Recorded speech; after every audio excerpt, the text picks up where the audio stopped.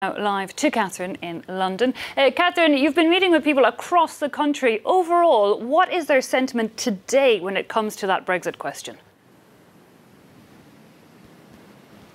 Well, the UK, 2.5 years after the referendum to leave the EU, is still bitterly divided, perhaps more divided than ever.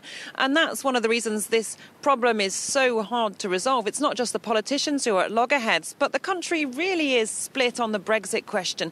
And opinions are hardening as well from what I've seen. Pro-Brexit supporters are really entrenched in their position.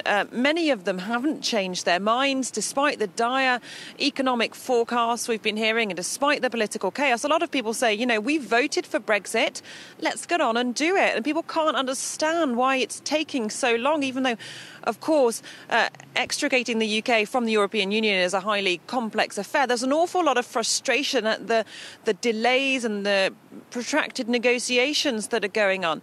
And then on the other side, you've got an increasingly vocal group of people who are saying, this doesn't seem to be a good idea. We didn't know exactly what we were voting for. Let's keep Britain in the EU and cancel Brexit, basically. But it's not clear how that would happen. They would probably have to go through another referendum. And I have to say the first referendum campaign was extremely divisive for the UK, and all the rhetoric got very bitter. So does the country want to see that kind of campaign again? A lot of people are really tired of this process, to be honest. Yeah, so talk even of possibly cancelling the whole idea of Brexit, or at least putting it back again to a people's vote, and also increasingly worries that Britain is going to crash out, as they say, of the EU with no deal in place whatsoever. A lot of people already trying to prepare for such an eventuality. Absolutely. People are worried about the prospect of a no deal for Britain. We filmed with one family who, like many others, have been stocking up on food, long life food that they can keep in their cupboards just in case there's panic buying, in case supply chains run low. And people say, let's do this in advance in case the politicians can't sort it out. So that's a kind of tangible sign of the fear that is definitely present among many British households. Clearly there are no figures of how many people are doing this, but if you go online, there are groups which talk about and people share tips for preparing for Brexit, and they have thousands of members. And anecdotally, I've spoken to quite a few people across the UK who are getting ready. Business owners, too, are worried because this uncertainty is not what they want to see. They want to see clarity going forward. And for a lot of traders in the food industry who I've spoken to, that they're worried clearly about the prospect of delays in goods coming through Europe, of increased paperwork, of increased taxes. Because at the moment, half of Britain's food is imported and 30% of it comes from the EU. So there are real concerns about the supply chain. I don't want to exaggerate the fears, but this is starting to hit home now for a lot of people in the UK. It sounds like quite a stressed atmosphere there for many people across the country. Stressed, when it comes to the uncertainty in the future, and also growing frustration with how the country's politicians are handling it. Absolutely. There's a huge amount of frustration and a lot of disillusion with the political process.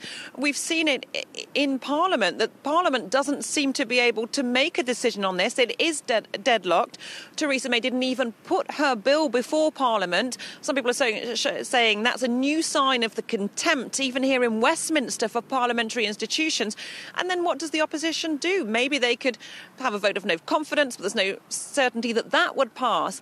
And I think as this process draws on, a lot of people are becoming increasingly disillusioned with the whole political process. They say that none of the major political parties represents them. They don't trust politicians to get on with the job. They don't see a way out of this. A lot of people saying, Brexit supporters saying if they do have a second referendum, or if they don't deliver us Brexit, we will never vote again. So you already had a large part of the population that was disenfranchised. I think that is set to grow.